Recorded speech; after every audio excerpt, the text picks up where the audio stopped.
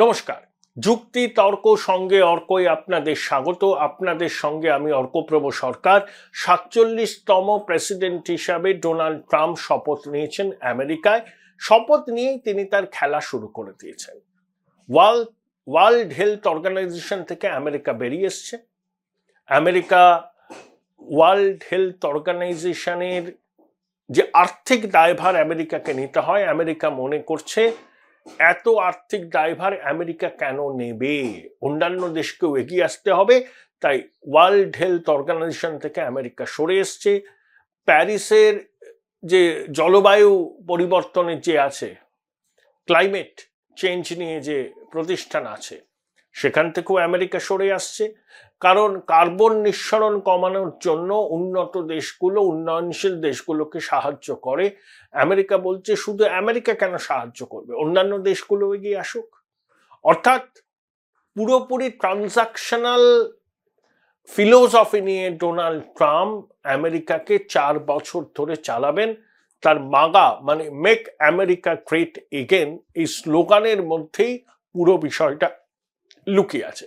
Biden জমানায় এখনো পর্যন্ত 78টা এক্সিকিউটিভ অর্ডার তিনি বাতিল করবেন বলে দিয়েছেন। দেখুন, ট্রাম্পের 10 কমান্ডমেন্টস আছে। কি কি সেটা আমরা যদি বুঝতে পারি তাহলে ট্রাম্পের দর্শনটা বুঝতে পারবো। প্রথম, তিনি বলেছিলেন যে ক্ষমতায় আসার 24 ঘন্টার মধ্যে রাশিয়া ইউক্রেন যুদ্ধ তিনি শেষ করে দেবেন।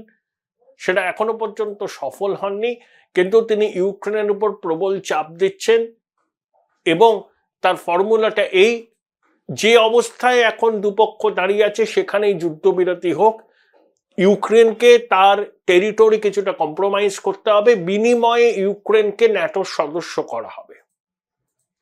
ভ্লাদিমির পুতিন এবং ট্রাম্পের সম্পর্কের একটা রসায়ন আছে, সেটা হচ্ছে অম্ল মধুর। তাই ট্রাম্প এটাই চাইছেন যে ইউক্রেনকে কিছুটা টেরিটরি লস করে যুদ্ধটা থামানো হোক, বিনিময়ে ইউক্রেনের নিরাপত্তা ন্যাটো দেখবে। এতে ইউক্রেনের সভারেন্টি আন্ডারমাইন হবে, কিন্তু অনেকে বলছেন এই ছাড়া তো আর কোনো বিকল্প পথ নেই, there is no alternative. 2, Hamas এবং ইসরায়েলের সংঘাত আপাতত বন্ধ হয়েছে, চুক্তি হয়েছে, দুপক্ষই পণবন্দীদের রিলিজ করছে এবং হেল উইল ব্রেকআউট বলে ট্রাম্প হুঙ্কার দিয়েছিলেন যে 20 জানুয়ারির মধ্যে হামাস যদি পণবন্দী ইসরায়েলিদের মুক্তি না দেয় তাহলে তিনি তাদের লাইফ হেল করে দেবেন। ট্রাম্পের এই হুঙ্কার, তার প্রতিনিধি এবং বাইডেন অ্যাডমিনিস্ট্রেশনের প্রতিনিধি তারা মিলিতভাবে দৌত্য করে একটা রফা চুক্তি করেছেন হামাসের সঙ্গে।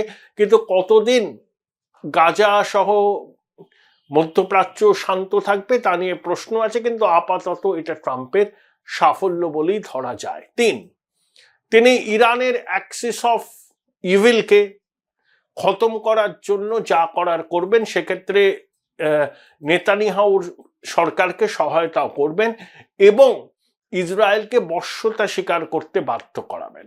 প্রয়োজনে ইরানের যে পরমাণু ইনস্টলেশন আছে, আয়াতোল্লাহ রেজিমের সেই পরমাণু ইনস্টলেশন আমেরিকা টার্গেট করতে পারে এবং আয়াতোল্লাহ রেজিম পরিবর্তন করা ট্রাম্পের কাছে খুব গুরুত্বপূর্ণ। কারণ ট্রাম্প মনে করেন ইরানের সাধারণ মানুষ আয়াতোল্লাহদের পক্ষে নেই। এই শীতের মধ্যে তেহরান সহ ইরানের বিস্তীর্ণ অঞ্চলে 16-17 ঘন্টা লোডশেডিং হয়েছে। ইরানে প্রাকৃতিক গ্যাস বলুন, তেলের অফুরন্ত ভান্ডার আছে, কিন্তু আর্থিক নিষেধাজ্ঞার জন্য সেই তেল গ্যাস তারা বিক্রি করতে পারে না। 4, ন্যাটো। ট্রাম্প বলেছেন যে ন্যাটো থেকে তিনি বেরিয়ে আসবেন যদি না ন্যাটো গোষ্ঠীভুক্ত অন্যান্য দেশগুলো এই ন্যাটোর বাজেটে তাদের কন্ট্রিবিউশন বাড়ায়। অন্তত জিডিপি 2.5%, খুব ভালো হয় 5% করতে গেলে। তিনি বলেছেন যে আমেরিকা বাদে ন্যাটোর অন্যান্য দেশগুলো কি বলবো আর কি, এমনি সেনাবাহিনী, স্থলবাহিনী, গ্রাউন্ড ফোর্স, তাদের বিষয়টা দেখুক, নেভি এবং আকাশপথের বিষয়টাকে আমেরিকা পর্যালোচনা করে দেখবে। কিন্তু ওই পুরোপুরি ট্রানজাকশনাল আমেরিকা একা ন্যাটোর সব দায়িত্ব নেবে না। রবীন্দ্রনাথের কথা আছে না, তোমার হাতে নেই ভুবনের ভার। ট্রাম্প তো রবীন্দ্রনাথ পড়েননি, কিন্তু রবীন্দ্রনাথের কথাটা আজকে খুব প্রাসঙ্গিক মনে হলো। ট্রাম্প পুরোপুরি ট্রানজাকশনাল একজন মানুষ। তিনি সবার আগে আমেরিকার স্বার্থ দেখছেন, সেই জন্য বলেছেন আমরা ন্যাটোয় আছি, কিন্তু একা আমাদের পক্ষে এই ন্যাটোর বিপুল ব্যয়ভার বহন করা সম্ভব নয়। এবং আমেরিকা চাপ দিলে ন্যাটোভুক্ত অন্য দেশগুলো সুসুর করে ট্রাম্পের কথা শুনে নেবেন। 5, চীনের সঙ্গে সম্পর্ক। দেখুন, স্ট্র্যাটেজিক এবং অন্যান্য ক্ষেত্রে একটা ডিকাপলিং করার চেষ্টা করবেন ট্রাম্প। চীনের উপর চাপও দেবেন, আবার চীনের সঙ্গে ব্যবসা বাণিজ্যের সম্পর্ক যাতে থাকে সেটা তিনি রক্ষা করবেন। কারণ তিনি শি জিনপিং এর সঙ্গে কথা বলেছেন, ট্রাম্প শি জিনপিং এর চীনে যেতেও পারেন। আবার ট্রাম্পের অন্যতম অ্যাডভাইজার এলন মাস্কের টেসলা গাড়ি সব থেকে বেশি বিক্রি হয় চীনে। ট্রাম্প তো 4 বছর থাকবেন, তারপরে তো তিনি আর প্রেসিডেন্ট থাকবেন না। কিন্তু এলন মাস্ক খুব অ্যাম্বিশাস। তিনি বলছেন যে আজ বাদে কাল যদি পৃথিবী ধ্বংস হয়ে যায়, অন্য গ্রহে তিনি বসতি স্থাপন করবেন। তাহলে হাইলি অ্যাম্বিশাস সেই এলন মাস্ক যখন আছেন, আমার মনে হয় যে চীনের সঙ্গে একটা নরমে গরমে সম্পর্ক হবে ট্রাম্পের। দুপক্ষই বার্গেনিং করবে। শেষে ট্রাম্প যে ওই 60% পর্যন্ত আমদানি কর বসাবার হুঙ্কার দিয়েছিলেন চীনা পণ্যের উপর, তার থেকে তিনি সরে আসবে। এই যে টিকটক নিষিদ্ধ হয়ে গেছিল, কিন্তু ট্রাম্প প্রপোজাল দিয়েছেন যে টিকটকের বাইট ড্যান্স ওর মালিক, টিকটকের 50% অংশীদারিত্ব আমেরিকার কোনো সংস্থা যদি কিনে নেয় তাহলে টিকটক থাকবে। আপাতত 90 দিনের একটা উইন্ডো দিয়েছেন। এই 90 দিনের মধ্যে টিকটকের 50% অংশীদারিত্ব আমেরিকার কোনো প্রতিষ্ঠান কিনে নিলে টিকটক স্বাভাবিকভাবেই আমেরিকায় কাজ চালাতে পারবে।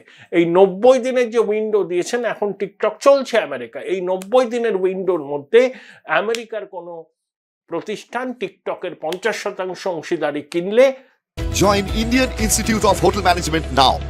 Right choice, right decision. TikTok চলতে পারবে, পিওরলি ট্রানজাকশনাল। 6, দেখুন, পানামা ক্যানেলের দখল চাইছে ট্রাম্প। পানামা ক্যানেলকে অনেকে বলেন যে একবিংশ শতাব্দীর 7 ওয়ান্ডার্সের মধ্যে একটা, আমেরিকার সিভিল ইঞ্জিনিয়ারিং এর উৎকর্ষের নিদর্শন। 81 কিলোমিটার দীর্ঘ পানামা ক্যানেল প্যাসিফিক এবং আটলান্টিকের মধ্যে সংযোগ স্থাপন করেছে। চীন মেনলি ওটা দেখে। 78 সালে জিমি কার্টার মাত্র $1 বিনিময়ে পানামা খালের নিয়ন্ত্রণ পানামার হাতে স্থানান্তরিত করেছেন। কিন্তু পানামা খাল তৈরি করেছিল আমেরিকা 1904 থেকে 14 সালের মধ্যে। 25,000 মানুষের মৃত্যু হয়েছিল, প্রচুর টাকা খরচ হয়েছিল।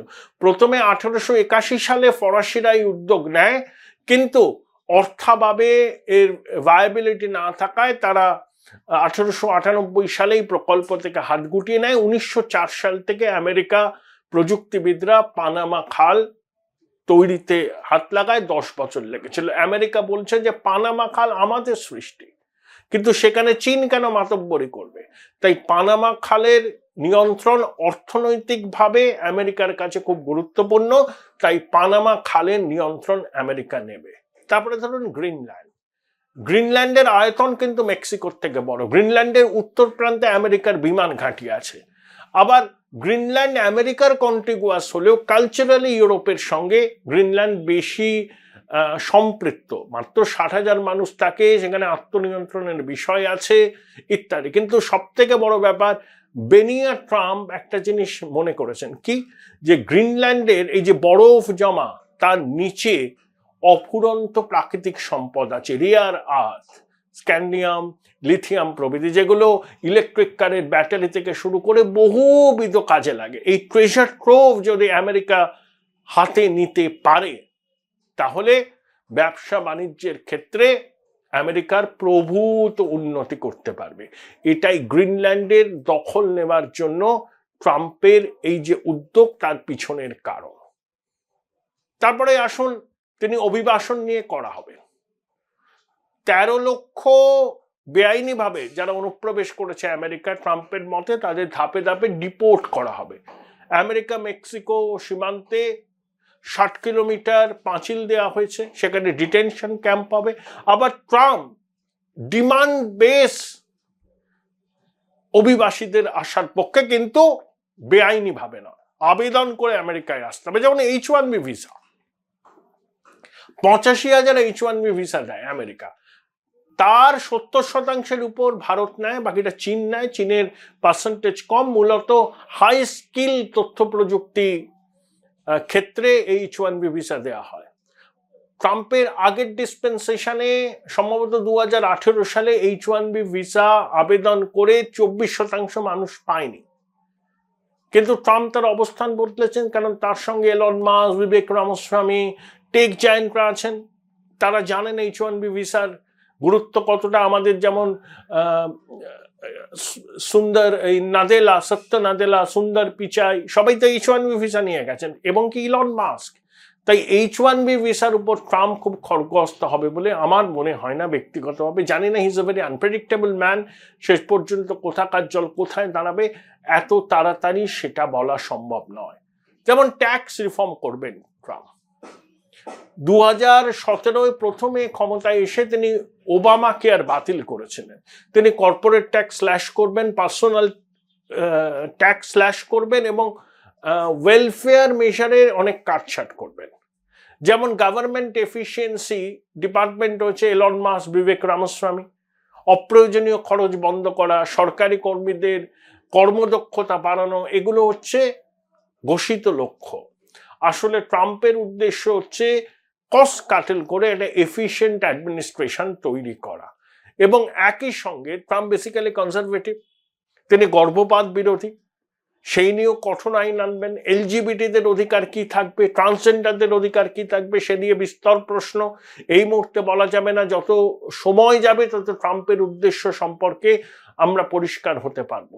তবে ক্রিপ্টোকারেন্সির রমরমা হবে, আর্টিফিশিয়াল ইন্টেলিজেন্সের রমরমা হবে, কারণ ওই ডেভিড স্যাশ বলে একজনকে ট্রাম্প নিয়োগ করেছেন, এআই এর কনসালটেন্ট এবং টেকজার। ক্রিপ্টোকারেন্সি, আর্টিফিশিয়াল ইন্টেলিজেন্স সহ টেকনোলজিক্যাল ইনোভেশন বা টেকনোলজিকে ব্যবহার করে আর্থিক প্রগতির রাস্তায় ট্রাম্প হাঁটবেন। তাহলে ট্রাম্পের একদিকে কনজারভেটিজম এবং একই সঙ্গে টেকনোলজিক্যাল ইনোভেশন, এবং সেটাকে দুটো আসপেক্টকে মেলাচ্ছে ট্রাম্পের MAGA slogan, make America great again. Wall Street Journal খবর দিয়েছে যে ট্রাম্প মোদিজিকে আমন্ত্রণ জানাচ্ছেন হোয়াইট হাউসে, বা তিনি আসবেন এই দেশে কোয়াডের সম্মেলনে। তিনি প্রধানমন্ত্রী নরেন্দ্র মোদীর সঙ্গে শীর্ষ বৈঠক করতে চান। সম্ভবত খুব শীঘ্রই এই বৈঠকটা হবে। আপাতত ট্রাম্পের 10 কমান্ডমেন্টস বলতে আমার এটাই মনে হচ্ছে। তবে প্রথম দিন থেকেই তিনি খেলা শুরু করে দিয়েছেন, এবং র্যাডিক্যাল ইসলামের বিরুদ্ধে এবং লেফট লিবারালদের বিরুদ্ধে ট্রাম্পের কি বলবো অভিযান জারি থাকবে। তাই 3 জন বলি হবেন, মানে রেজিম চেঞ্জ হবে। 1 আয়াতুল্লাহ, 2 শাহবাজ শরীফ, 3 হচ্ছে ইউনূস। প্রহর গোনা শুরু করুন শুধু ইউনূস।